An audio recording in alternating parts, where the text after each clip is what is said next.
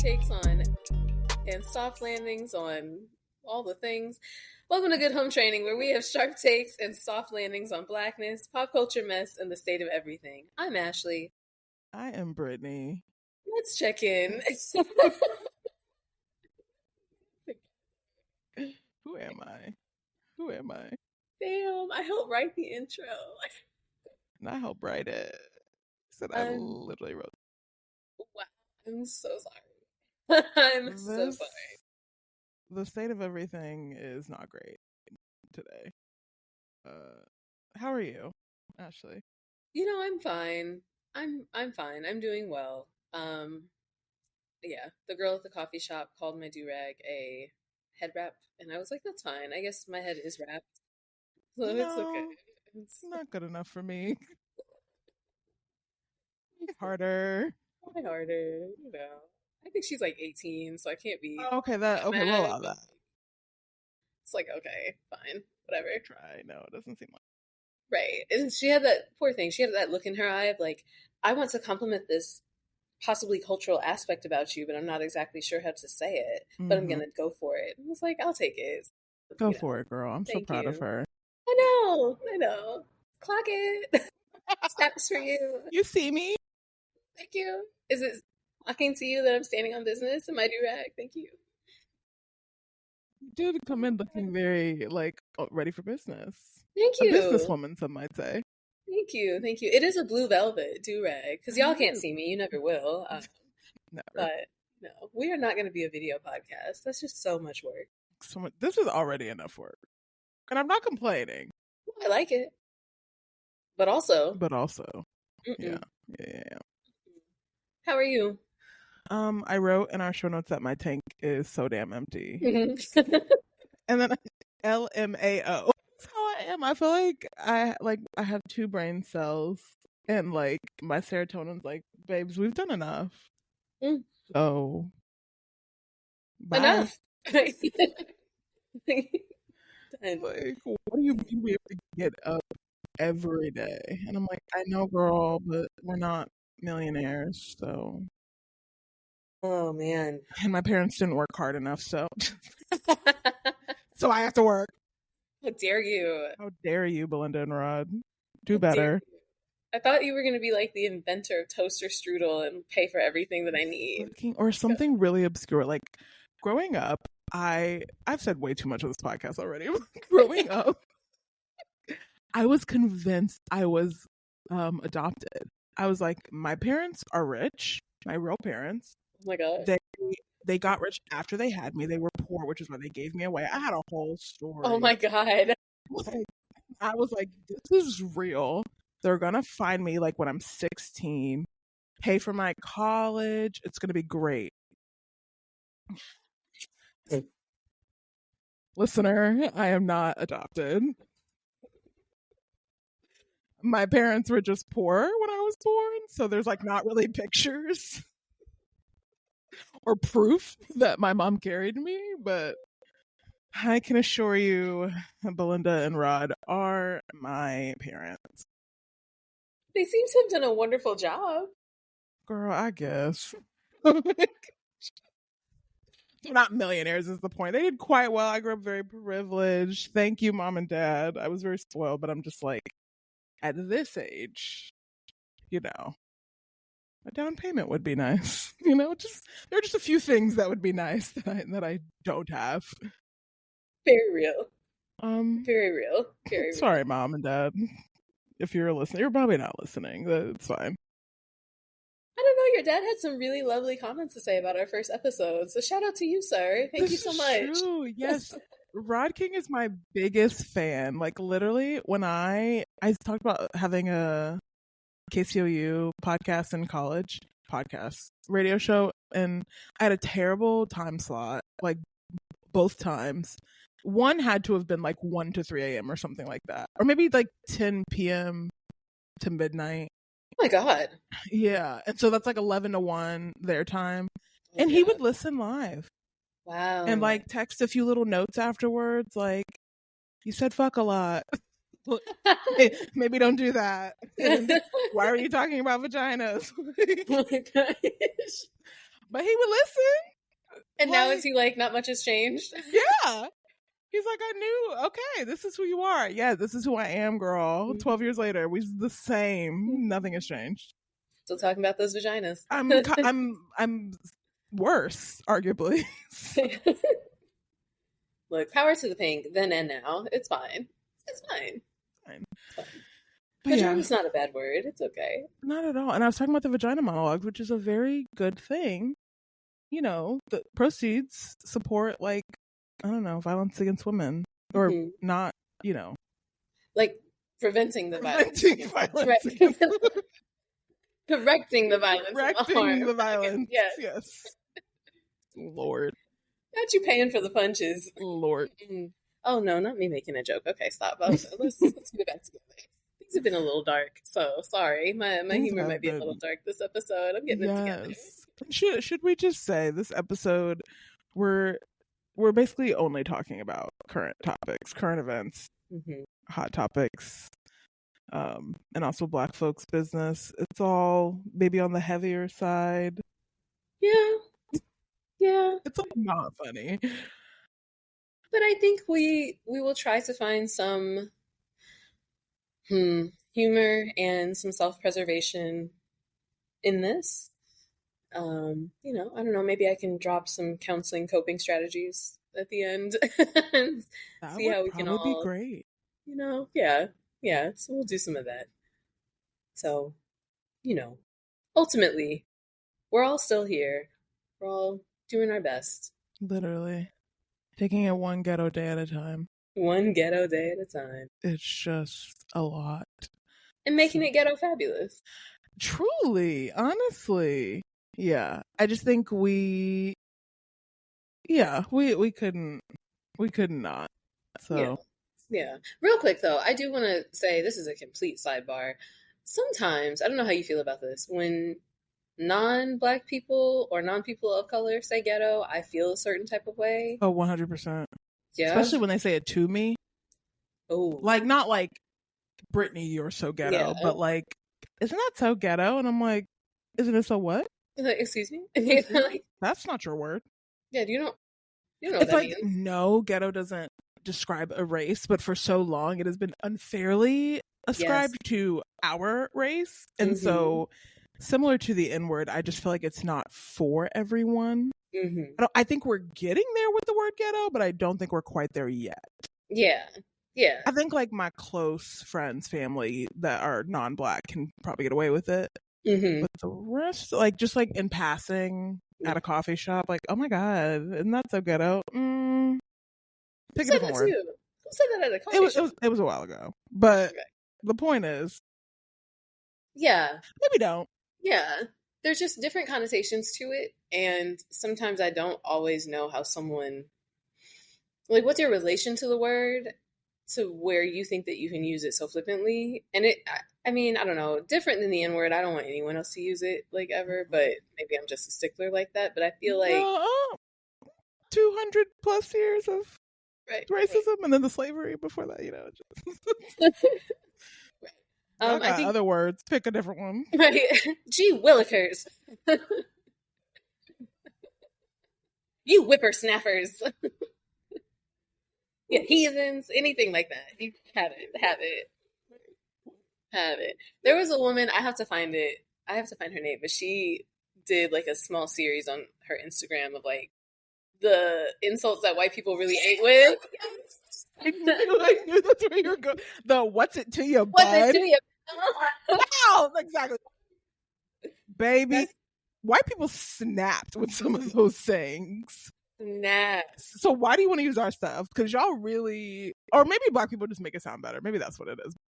Y'all really snapped with something. Y'all should keep that. Yeah. Oh my God, I love it. Bless your heart. Oh, dangerous. Y'all crazy with that one. With that one. Oh my God. And I'm just like a sweetie. Ooh, like just a little with like a up and down look, like because y'all know you can do that so well, just so well. So you don't need to say our words. Say your own. What's it to you, pal? What's it to you, pal? That I one. love that. My favorite. or like the get out of here, beat it, bud. Like, you Yeah, know, like beat it, bud. when like bud's like not like a happy jovial term anymore. Like, y'all snap. Just stick to your shit. You got it. I even love like white people every day saying, "Oh, we made it here before the rush." Like, yes, we did. That's such a keen observation. The obvious. So good. It's so good. Like, So yes, like I don't know when people. I don't like when things are ghetto unfairly. So yeah. But moving on, I think everyone is allowed to say that Earth is ghetto. Sometimes it's a little ghetto. That's okay. yeah. That's okay. Um, Let's get into some real stuff. So, if you didn't know this, Chicago is a welcoming city, which means that we welcome people of all kinds. And though we love our winters and they are harsh, we don't like ice. So I'm gonna say that. And yeah, go with that. I do just want to quickly say too that unfortunately, because of my career, my position, I do have to be very thoughtful about some of the things that I share. So though I might not pipe up completely on some of these topics, if you know me in my personal life and or want to speak to me more closely, then I'll be happy to share my opinion on some of those. But Brittany is more of a journalist than I am, and so I'm going to trust her to take the lead on some of these topics and then pipe in where it is safe for me to do so. Yeah, I think that's a good like expectation setting, and I think it's also worth saying that like our opinions and views are our own. Like my opinions are mine, Ashley's are hers, and they don't reflect like our employers, our anything, like where we went to school, like any of that. So yeah, although that means maybe very little in 2025, I think it's still worth saying. So yeah, Chicago is a welcoming city, and you know, is it fair to say predominantly safe city? I think so. I don't want to be naive, right? But there's always been the narrative in, I guess, national news, and even in like national like TV shows, movies, whatever, that it's just such an unsafe place. You walk out your door and you're gonna get shot. Like I've never really experienced. Well, I've never experienced gun violence at all, but I've never experienced anything in Chicago that's made me feel any more unsafe than any other place. And yet, our current presidential administration, Mayor Brandon Johnson and Governor J.B. Pritzker have been in conflict as Trump has been threatening to send the National Guard to Chicago to, quote, clean up the city. And so it's been weeks of like, people are dying, it's not safe, immigrants are pillaging the neighborhoods. Baby, none of that is true. We live in Chicago, we play all across this great city, and it's just simply not true. And not only that, we love facts. Okay. But the first thing I want to say before the facts is just like let's just like keep Chicago's name out your mouth. If you haven't been here, if you don't live here, if you're not familiar, it's okay to just like shut up about things you know nothing about. But the second of all, the idea that deploying armed military, police, whoever will make any city feel safer, more inclusive, etc., to me is silly. The presence of more police or the National Guard doesn't particularly address the underlying causes of violence in any city.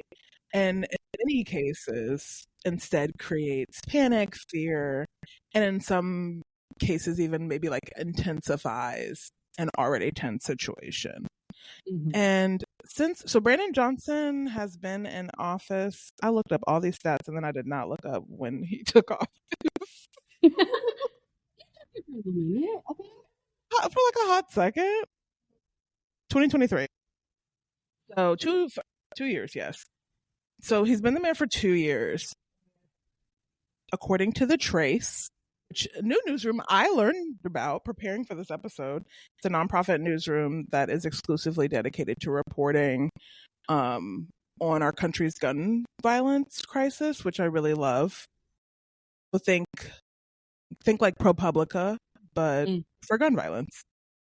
So shootings are down 50% since the beginning of Mayor Johnson's first term.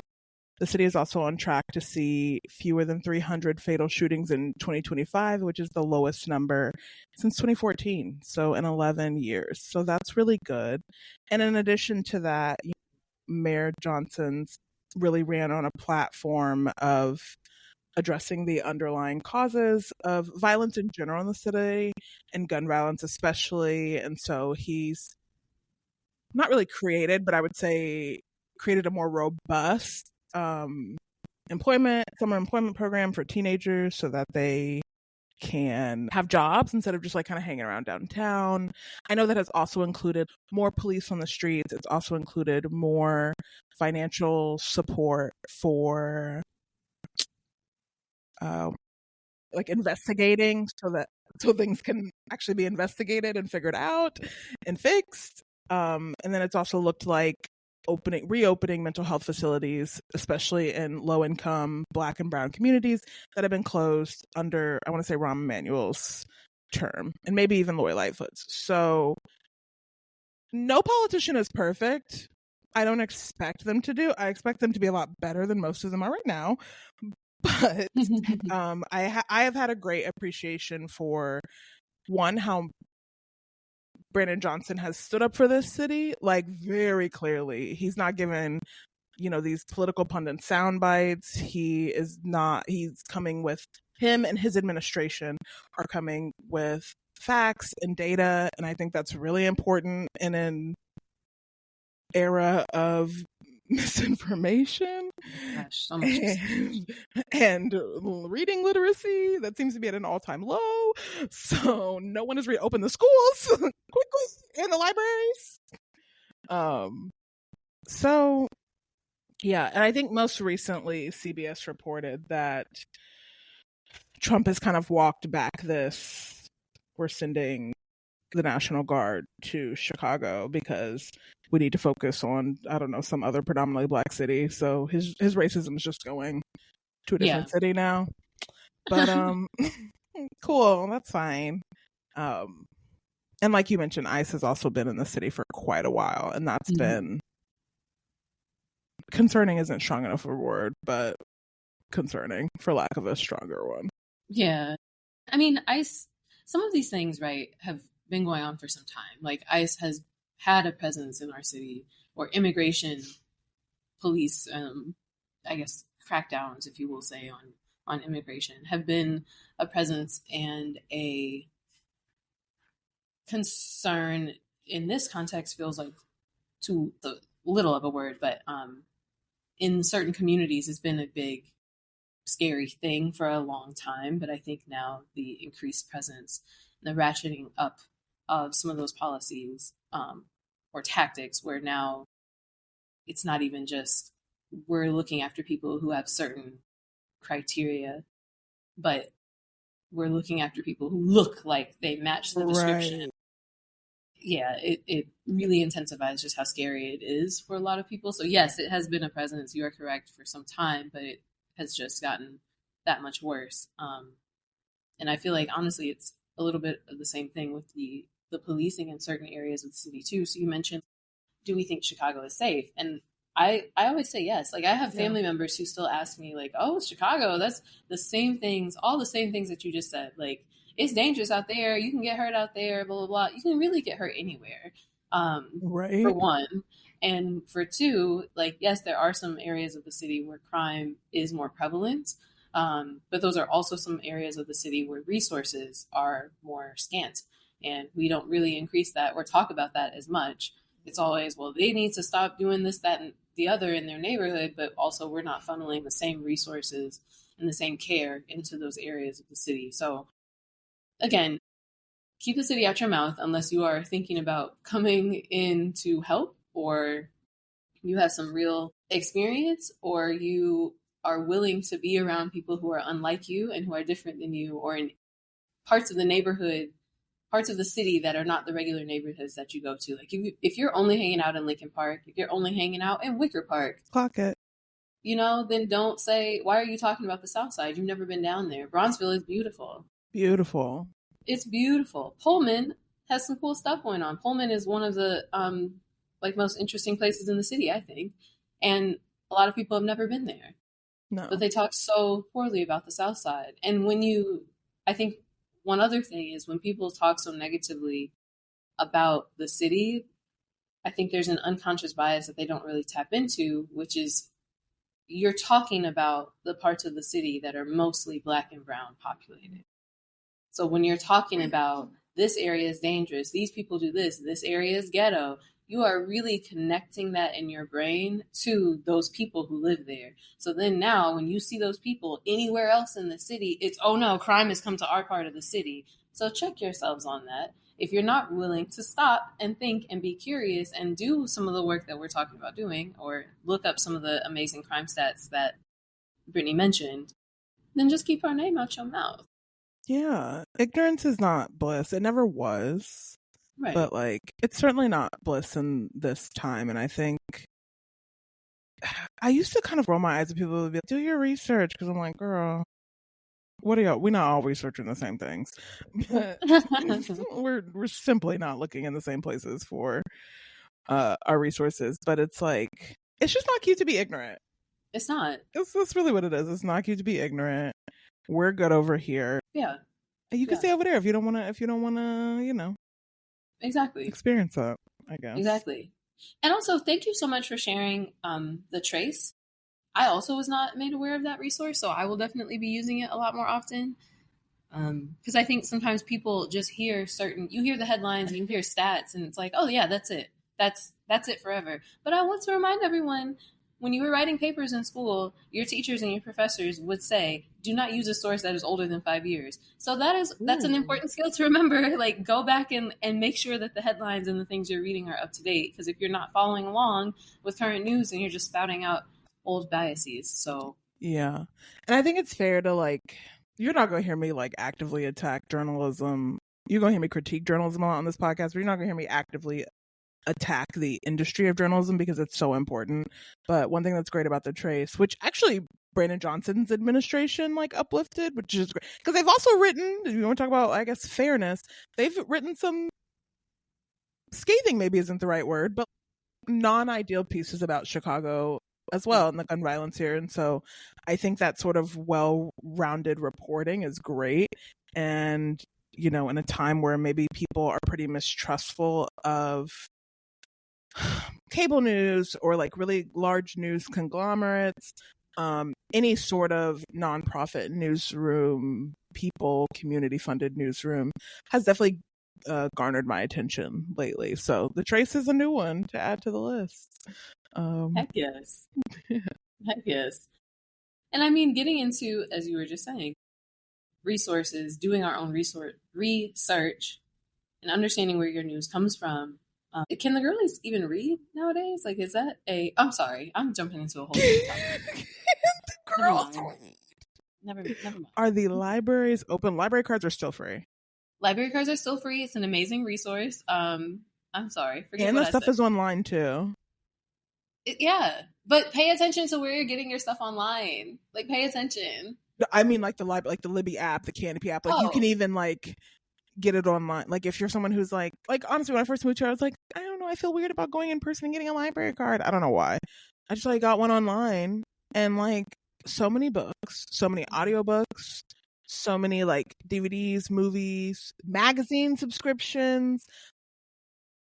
The library is a great place. And also, the Harold Washington Library, I found out, has a whole maker's lab. Oh, I love it. And with fabric and 3D printers, and it's insane. You guys, a library card is free. You can do so much.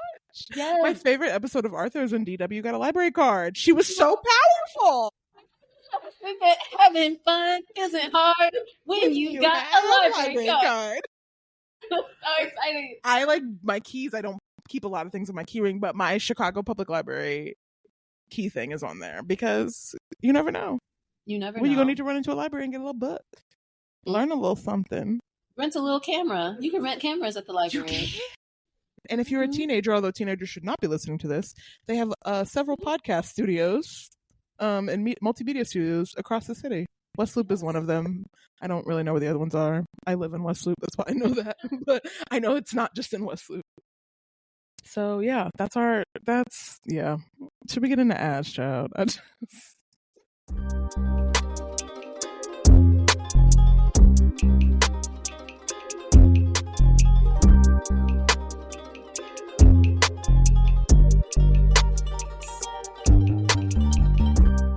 This podcast is brought to you by our own wallets. But if any of these brands are listening and want to sponsor us, you can reach out to goodhometrainingpod@gmail.com for the hookup. My first one, this feels a little personal, but I love going to the farmer's market.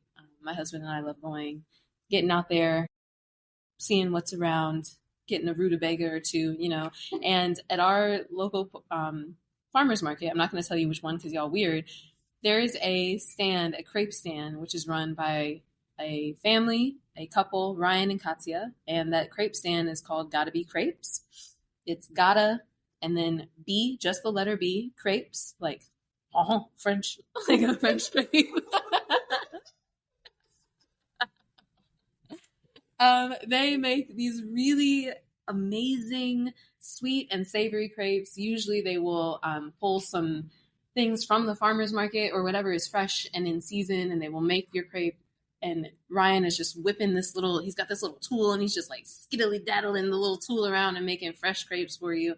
And they are just a lovely couple.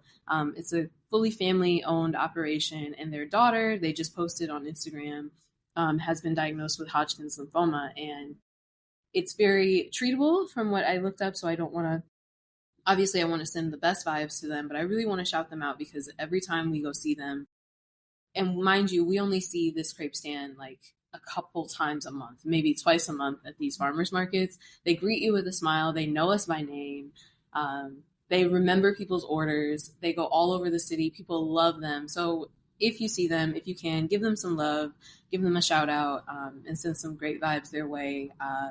For their daughter, I'm not going to say her name because I don't know if they want her name to be said, but she's amazing. They're amazing. And I just want to shout out their business because that is also really, really good.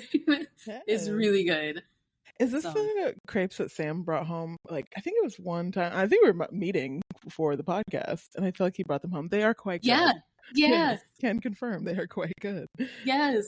And they always say, like, your hunger is our inspiration or something like that. So there have been many times where I've gone to see them, not my best, my hungover self, and I'm like, can I get some bacon and banana and some Nutella? And they're like, yep, we got it. So we got you. No judgment here. I love them. So that's my little non-ad there. Amazing. It's so funny. Mine is also a local Chicago business. It's called In Good Spirits. It is a non-alc beverage store. I think they call themselves a bottle shop on Ashland in Westtown. So think Benny's is really big. So think like a smaller Benny's and non-alc options. The holidays are coming up. They can often be, I feel like, pressure to like drink or bring a like alcoholic bottle of something as a hosting gift. And I feel like In Good Spirits offers a great alternative to serving either non-alc spirits, non-alc wine, THC beverages if you are 420 friendly, and also functional mushroom cocktails. And what's great is they sell 6-packs to 8-packs, all that stuff, 4-packs, but they also sell the individual cans of things. So you don't have to commit to, I've never tried this functional mushroom drink, but I want to, but I don't want to buy a 4-pack just in case I don't like it. So I'll go, and they have a whole fridge. You can go grab something that's cold right away. If you're headed to like a dinner party or something and want a non-alc rosé or something, you can grab one already chilled. So I love that. And then they also host mocktail workshops and have other events throughout the year. So you can meet other sober or sober curious Chicagoans it's just been a great space for David and I to pop in and grab something. I love it. I like it a lot. I'll probably be, I mean, my family likes to drink, child, so I will go to Benny's, but I will also we're hosting Thanksgiving this year, so we will certainly be visiting in good spirits for all our non-alc needs. Oh, I love that. And I'm looking at pictures of it now. It's super cute inside. Oh yeah, it's real aesthetic. It's this like beautiful like electric blue, which is one of my favorite colors, so it's great. Love that. I cannot wait to check that out. I love that they have events too, because some people are a little sober curious, and there's nothing wrong with that, especially before the winter blues come. Yes. Yeah. Yeah. I'm definitely more sober curious as I get older. I mean, at least when it comes to alcohol. Um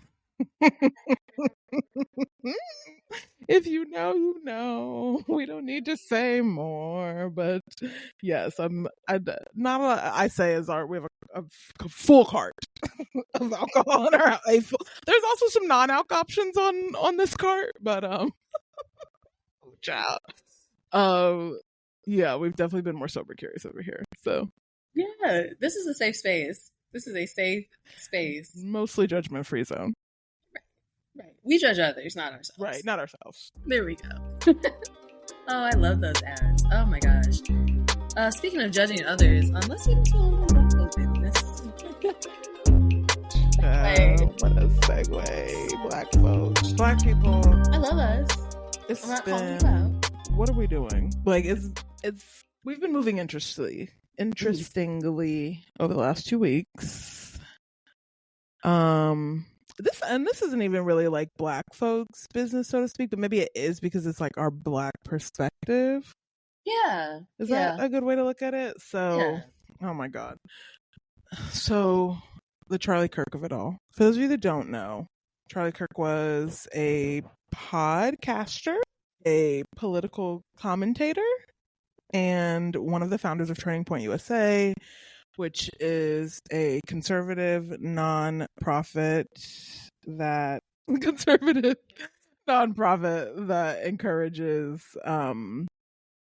people to get more involved in political discourse. I mean, I think that's a fair, appropriate way to discuss it. And it's specifically with Turning Point, it's for high schoolers and college students getting, they really want people that age group to get politically involved.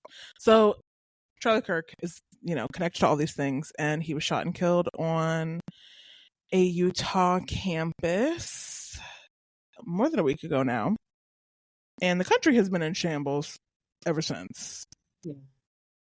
Shambles. And part of me legitimately does not understand what is happening.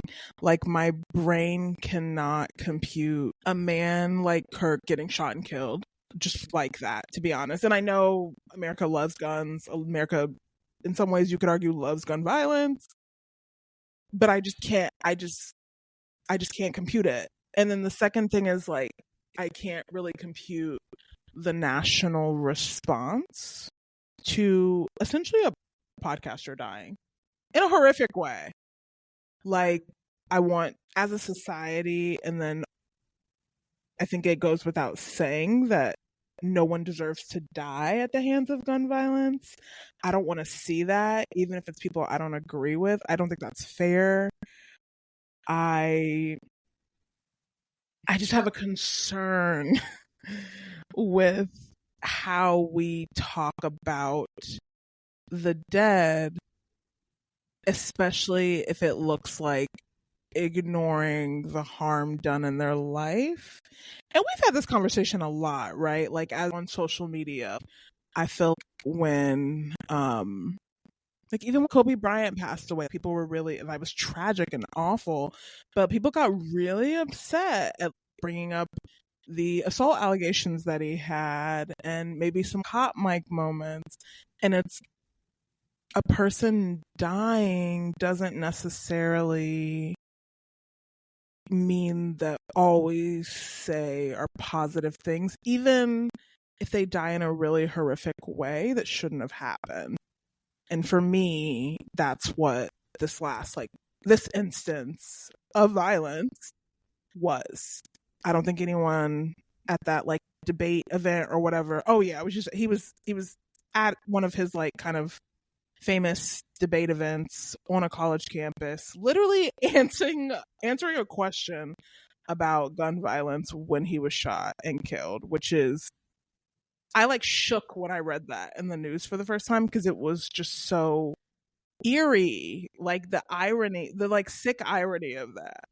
Um but yeah, I've been troubled with the response. It's almost that of like a elected official, of which Charlie Kirk was not, and also more outsized than what we saw for Melissa Hortman and her husband, who was a Minnesotan, sure, elected official who was also shot and killed this summer.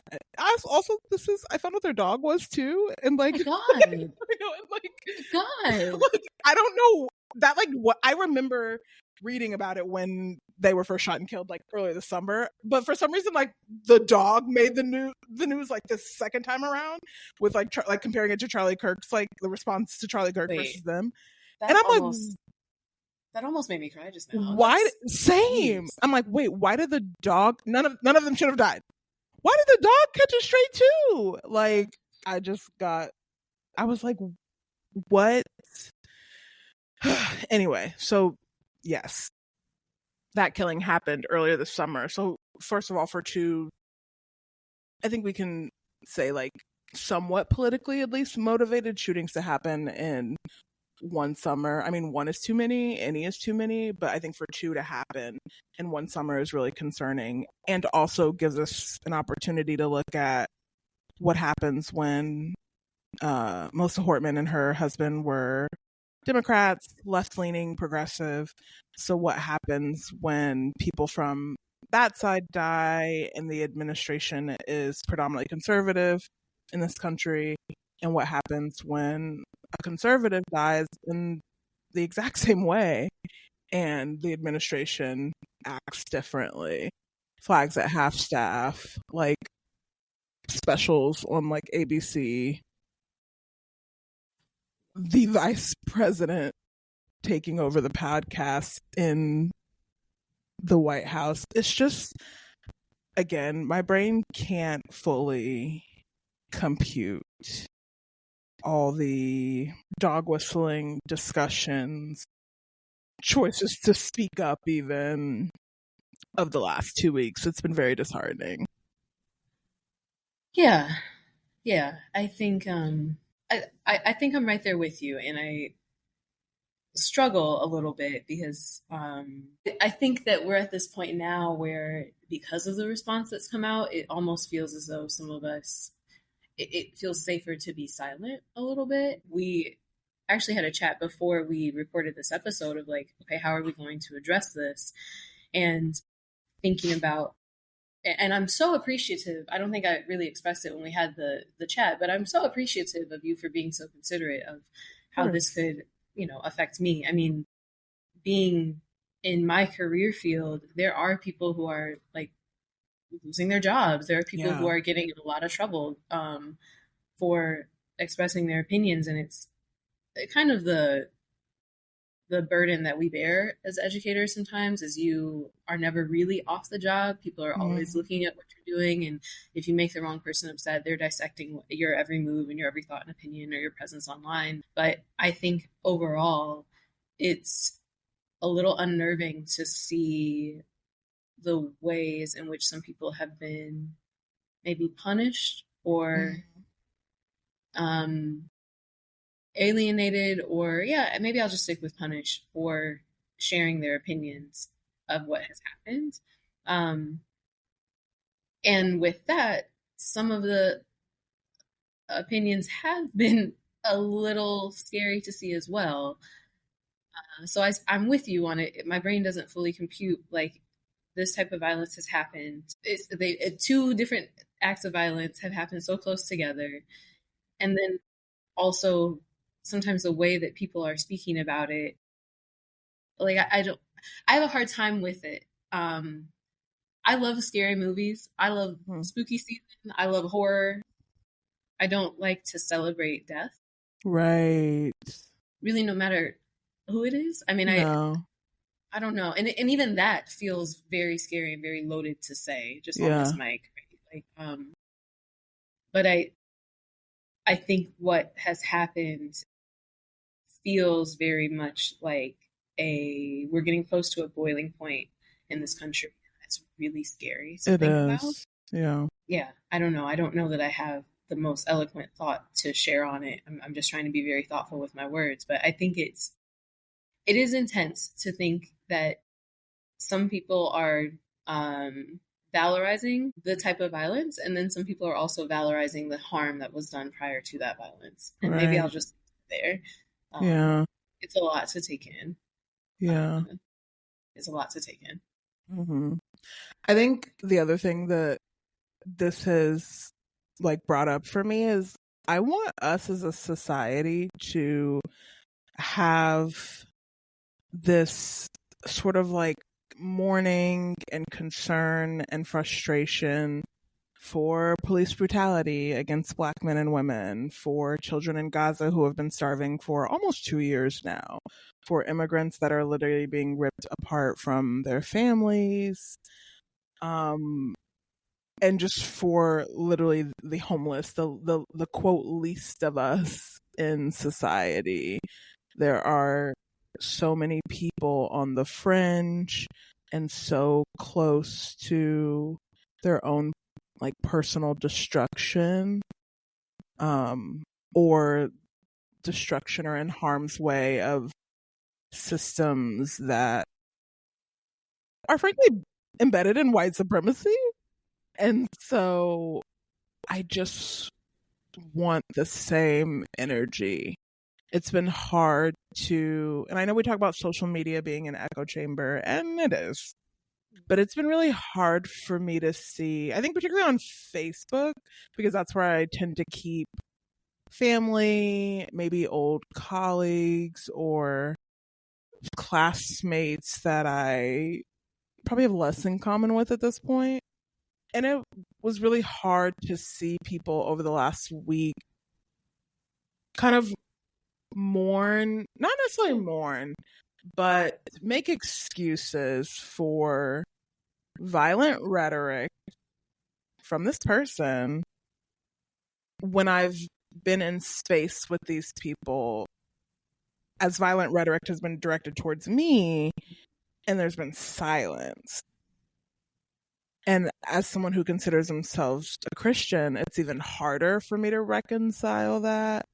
On Sunday, this past Sunday, I was so anxious because it was like, I think if you are a Christian who actively goes to church, there's already this kind of known fact that the most kind of divided time in a week is Sunday mornings. You know, the white people go to the white church, the Black people go to the Black church, Koreans go to Korean church. Like, and there are plenty of open and affirming, inclusive churches, but it's few and far between. Whether you're Catholic, whether you're Protestant, whether you fall under some sort of specific sect of Christianity.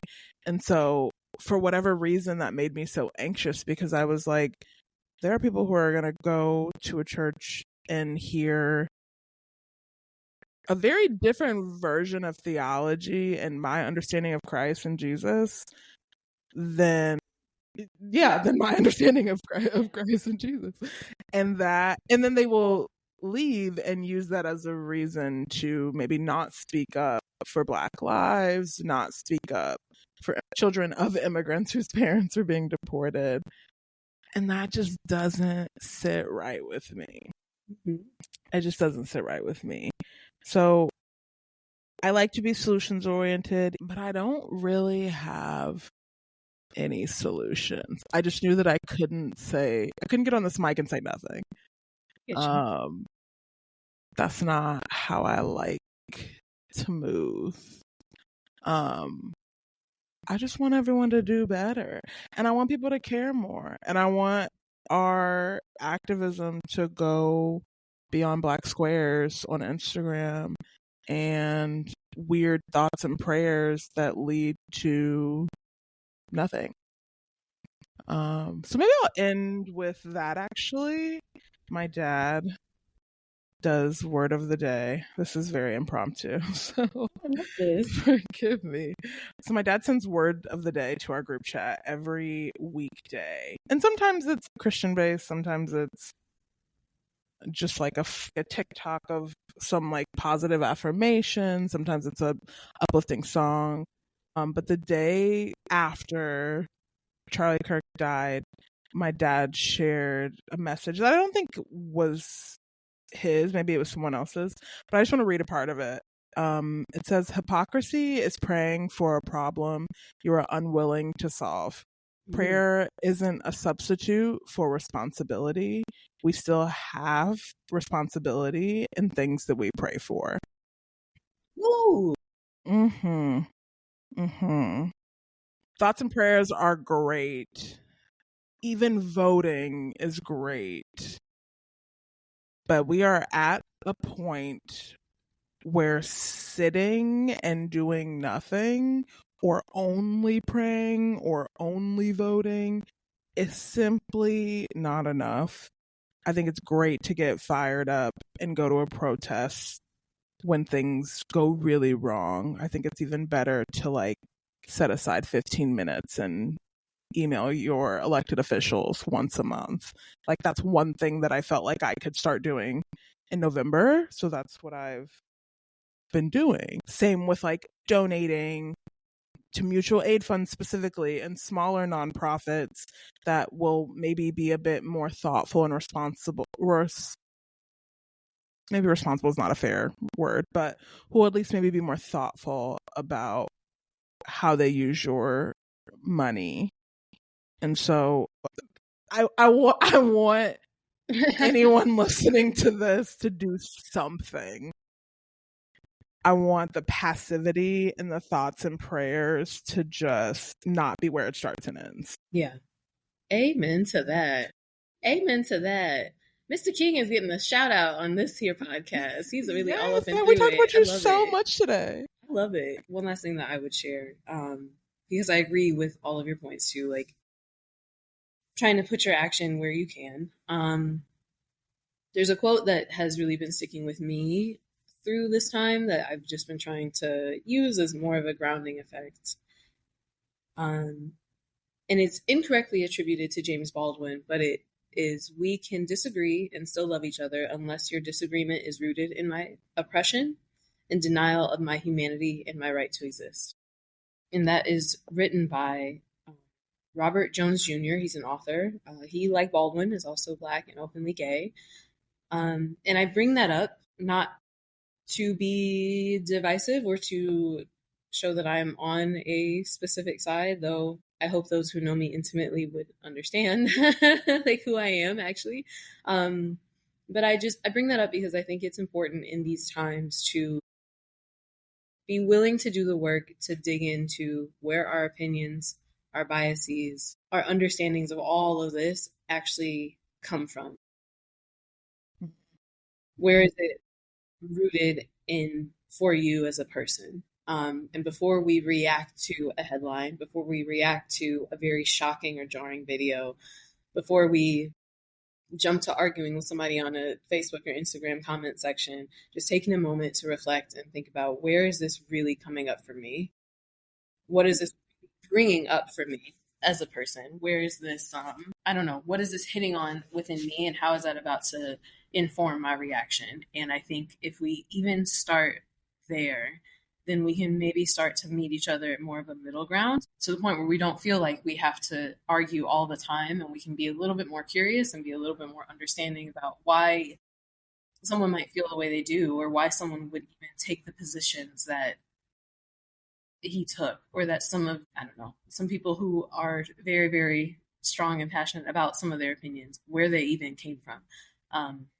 Does that make sense? I don't know if I'm saying anything that just sounds. It does. Smart. It does. I think the kind of self-interrogation of it all, you know, like even in I always go back to 2020. I don't even know why. Maybe because it was like the first time that I felt like we really were all in the same boat. Like we all had to stay home. Some of us were in bigger homes, some of us were in homes with other people, some of us were in homes by ourselves, some of us, lost our jobs or were furloughed, but like we all had to stay home. And I think that's why George Floyd's murder hit differently for everyone. I think that's why even like that last year of Trump's presidency hit differently for everyone, because we were all in somewhat the same boat. And this idea of when we're not in the same boat like that, it's really easy to be kind of stuck in like, well, this is where I was raised, this is how I was raised, or this is what I've always believed, and like not interrogate that at all. And I think it's kind of important for all of us to do. Because I had to sit with it for a while. Like I named, my classmates and former colleagues because I realized that's what the anger was coming up for me. I'm like, all the racism and sexism, I've been called every name you could imagine in the workplace, reported it, nothing happened. And so to watch these same people who were in my face like, oh, that's so bad, that shouldn't have happened to you, loud a white supremacist, is really uncomfortable. And like that, I had to realize like that's where my anger stems from. Like it's not really about this man himself, who again, I think we both believe like should not have died in the way he died. Like that just shouldn't have happened. And I just want you to do better. I agree wholeheartedly. I hear you. I know I said that was going to be my last thing. I've got one more thing as a mental health provider. It's okay for everyone, and I'm not saying this in response to you because I don't want to sound shady. It is okay for everyone to get offline for a second. It's okay to not doom scroll. If you are going to doom scroll, then make sure that you are having an even ratio with something outside in the real world. Connect with people, connect with something that makes you feel happy. Literally go touch grass. Like it does, just ground yourself back to earth, because it's really easy to forget. Like there are other good things happening. There's good work happening. There's insightful work, even if it's not all like positivity, because I'm not big on toxic positivity either. But there is insightful, thoughtful, positive, or at least semi-positive work happening all around us. And remember that social media is literally built to hijack our brains and to force us to stay on. And the way that these apps are built is because they just want us to continue swiping, scrolling, like to the point where you don't even remember a video 2 videos ago, right? So that's the aim of it. So I would just say, everyone be careful, check in with yourselves. Yeah.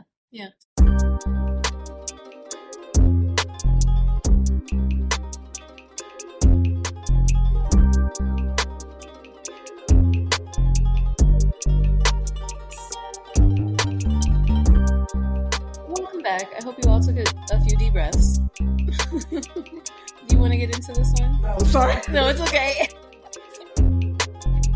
I'll do this. Like, if Rudy and Chris will just know. How do y'all just know when to start? I feel they've been doing it for years. Yeah, so our like little final, this is like kind of actually Black folks' business, is unfortunately about Beyoncé and Jay Z. And I say unfortunately because we are critiquing them a little bit. So Beyoncé and Jay Z were seen kiki-ing with Ivanka Trump and Jared Kushner. That is Trump's daughter, and Jared is Ivanka's husband. On September 13th, they were at the Reform Alliance Partners. Oh, wait, what? Joined Reform Alliance Partners. Let me just start over completely. It's just too much. We weren't expecting this from her. Like, God damn it! Beyoncé, I can't believe this. Learn something from this. On September 13th, Jay Z and Beyoncé joined Reform Alliance partners Michael Rubin and Meek Mill to host the second annual Casino Night Gala at Ocean Casino Resort in Atlantic City.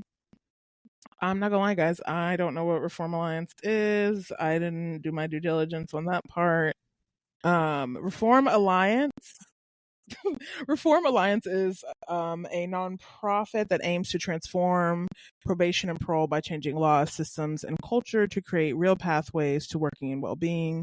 So they're just trying to transform, not just, they're taking the large undertaking of transforming probation and parole system. So a good cause for all of these very famous billionaires to be at. But the internet was a little upset because Beyonce and Jay Z were smiling and kiki-ing with, ideally, honestly, their ops. And so pictures and videos came out. People were pretty upset. And for me, it just served as a reminder that we have little to nothing in common with billionaires. Even the black ones. We just don't. I love Beyonce down, but I also need her to read the room a bit better. Last November, she was launching and pushing Sir Davis down our throats when we were trying to keep our democracy intact.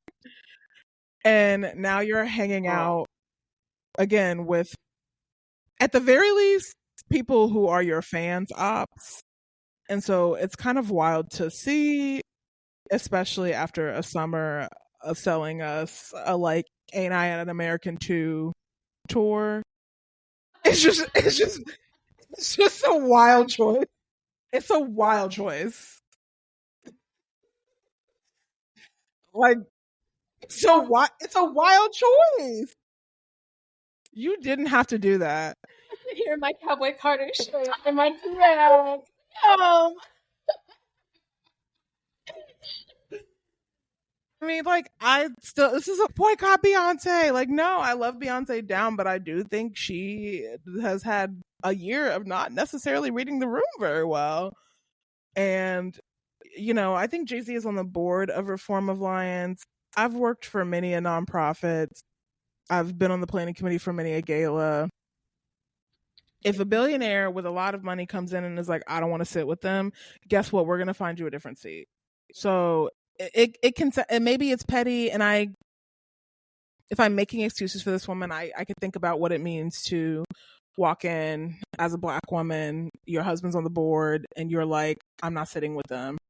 Like, that probably doesn't look great, and that probably seems really petty when it's like literally not about you. But maybe it's less the seating arrangements at this point and more like, girl, you ain't said nothing. Like, and she never says anything, so I don't know if we should be like surprised. But it just felt like, again, it felt tone deaf. It felt tone deaf. And if I'm going to talk about Taylor Swift prophetizing on white feminism and not really making comments about anything, and also hanging out with people who some might consider her ops, for what she believes in, the opposite of what she believes in, I gotta, say the same for Beyonce. So it was disappointing to see. And yeah, I don't think she'll address it, but I did. So Hey, there you go. There you go. I remember seeing it. Was like, God damn it! Like, that meme of the guy? He's leaning back and taking off the head. Girl, come on. I don't know. It's hard when you are such a big fan, and we do a lot of defending her honor, right? But I like what you're saying. Like, again, we don't have anything in common with these people. We don't know Beyonce. She could hate all of us. She could hate doing this. She literally could hate all of us. And that's totally fine. It's not fine. It sucks. But it's also like we have to be realistic that we don't have relationships with these people. And much to what you said, like, I don't want to make excuses for her by any means, because I don't ever want to sound like a delusional fan with a true parasocial relationship. But I have my parasocial favorites, so whatever. Fuck you, everyone does. But I do think sometimes, like, it almost seems as though Jay Z is making some moves, and she just has to kind of go along for the ride. But then also, she is very powerful. She is very much an enterprise herself, so I'm sure, does have a lot of weight and can throw that weight around, or she has a lot, like, her opinions and her wants and needs do carry a lot of heft. So like you said, if she were to say, I don't want to sit here, I am Beyonce, move my seat, then it would, without question, people would move it. So 100%. she's not, she told us, like, don't think that she's just his little wife, and I'm not going to say that she is, but I don't. Sometimes it's just kind of weird. It seems like a lot of the controversy does come from his side of the family. Yes. Yeah, like girl, you're bad for the brand. Jay Z, Yeah. you're bad for the brand. I'm saying, Girl. but yeah, I don't know. Either way, it does seem like she often gets brought into some drama because of some things that he might also be dealing with. But then again, like I remember she like gave Meek Mill a shout out some time ago, and I think that she does support the work that they're doing. I also looked up Reform Alliance. It does look like they've done some good work in like Georgia, New York, and California, Florida, like a bunch of other places. They've had some major legislative wins. So I don't want to knock the work that is being done by that particular nonprofit and don't want to overshadow that either. And like you said, billionaires have very deep pockets. So I can almost understand why Ivanka Trump and Jared Kushner were even there because they got so much money. Like it makes sense. And if you are going to have some money to throw around, even if it is just to be performative and make yourself look better, at least, throw it at something that is a good cause. A worthy cause, yeah. Right. So yeah, I don't know. I also do want her to read the room just a little bit better as well. Both as a fan and as someone who considers themselves to be a well-informed consumer of all the culture and all the things. Yeah. You know, because like you said, the Sir Davis came right after Secret. Yeah. Did it not? Or right around the same time. Like, that's a lot. And I don't know, maybe like rollouts got pushed around because of the pandemic or because of what have you. We don't know. But it sometimes does feel like a lot. And I think in general, it feels like a lot of people are asking for a lot from us all the time. This, I don't know, baby girl. It was a mess. It was a mess for me. It's a miss. It's okay. It's a miss. Just like I thought the high braided ponytail that everyone loves so much on the On the Run tour, I thought that was a miss. Or the Formation tour, I thought that was a miss. Interesting. I fucking hate that ponytail. The bangs were also a mess, but I think we're all in agreement about that. Before I have an afro, and I did not cut bangs this year for myself, but I blow dry it in a way so that it looks like I have bangs. And sometimes I do a little too much, and they give Beyonce's bangs. Or like before I fluff out my afro in the morning, I'm like, okay, it's giving the worst Beyonce's ever looked. It's okay. And honestly, the worst Beyonce's ever looked is low-key the best I've ever looked. So we thank God, actually, in hindsight. So yeah, and good on us, good on everyone, because no one is above critique. Yes, and I mean, when Act 3 comes out, I'm still probably gonna listen. I'm still gonna. I mean, again, I'm not boycotting Beyonce right now. You do some other dumb stuff and we'll talk. But like, girl, Kelly wasn't happy about it. I bet I bet you the group chat was like, let's touch and agree, girl. Let's get on a FaceTime. Here's what Solange was like, girl, what have I told you about? You know what? Solange might have thrown a punch. She might have. And if she hasn't yet, I'm sure a family dinner's coming. So every family needs one. I am the Solange of my family. I like to think I'm the Beyonce. I mean, I probably am, but like, if you want to talk about like, just like angry and not with the shits, yeah, that's me. I'm not with the shits ever, and I cannot fight, but I will verbally eviscerate a bitch. Believe it. I would love to see it. Girl, a contractor was trying to yell at me when I was trying to leave my home, my garage. He said, "What the fuck are you doing?" And I said, "Who are you?" I rolled down my window. "Who are you talking to?" He said, "Oh, I'm sorry, ma'am. I just fuck you and your tools." For I write a strongly worded email to the HOA president. I am that person. I don't care. I don't care. Stop playing with me. Stop talking to people any kind of way. That is your good home training advice. Okay, but stop talking to people any kind of way. Stop talking to people any kind of way. Oh my God. Because I promise you're going to find the wrong one. Your tool. Your tool. That's another white thing that y'all ate. Your tool. Your fucking tool. Brad. Do better. I can't believe he spoke to you like that. I can't believe. Oh my God, I got flicked off last night by a woman. Oh yeah, I'm sorry. If we can we go there real quick? A white woman? A white woman, and she had no home training. She was about to figure it out. So we went to dinner after a long day of work. We were like, okay, let's go to dinner. We went to this cute little town out in LaGrange. Mm-hmm. The downtown LaGrange is popping. Y'all have a lot of families down there. Okay, let me find out. Oh my God. And it's just like super busy. Like there's no parking. We circled around for literally 20 minutes trying to find parking. And I saw a family that was getting out of the spot. So I'm like, okay, I'm going to hop out and stand in the spot. Of course. Right? As a real bitch would. And that's what I did. And so Sam made his way around the block and another car happened to cut ahead of him. And they came up to me as I'm standing there. And I called Sam like, oh, okay, I got the spot. And he's like, I think there's someone in front of me. I said, I know, I'm not moving. Of course not. And the car had the nerve to pull closer to me. And I was like, I'm not moving. You're not about to try to move my black body with your white car. Your white-owned car. Yeah, the car was black. But yeah, even still, it's blackface in an automobile. Yes.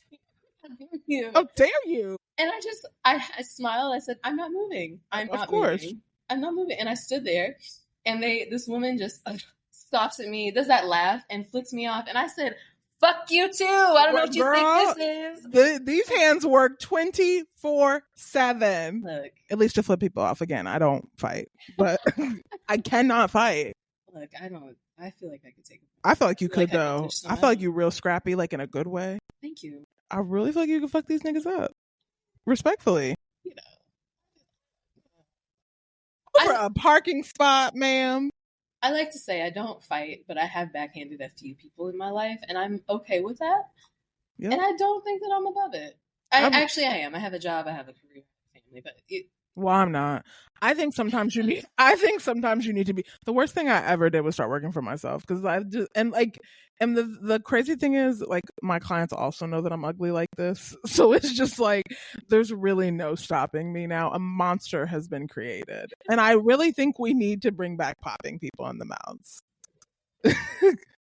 You just need to get popped. I don't want, like, maybe we get rid of all the other types of violence and we just simply pop people in the mouth. I think that one's okay. Imagine some youths just fighting on the street, like, you stole my bike. No, you stole my bike. Pop, just back and forth. Like, I actually do think that would solve a lot of it. I do too. Or like yo mama jokes, like something. Oh my God. To like some levity. I think that'd be great. Do you remember the show Your Mama? Yes, I thought about it the other day. Oh my God, I love that show. I loved it too. Oh my God, I feel like that Walk So Wild Now could run. Yeah. Oh yeah. Honestly. Yeah. And those were all strangers. I don't think it was real comedians. It was like strangers. Just people off the street. People are really funny. They are really funny. That's crazy. My kids will never believe that. Like, they will never believe that existed. I loved that show. We used to be a proper country. Now look at us. Oh my God. Well, I'm glad we ended on a slightly good note because, like we said, it's been real ghetto out here. Yes. Me too. Oh my goodness. I think that might be all for today. I think so too. Yeah. We'll be back soon. But until then, when you go out in the world, don't get popped in the mouth. Remember who you are. Remember where you came from. And remember your good home training. We'll see you next time. Bye. Actually, we won't see you. We'll hear you next time. Bye. You'll hear us next time. And what's it to you, pal? Bye.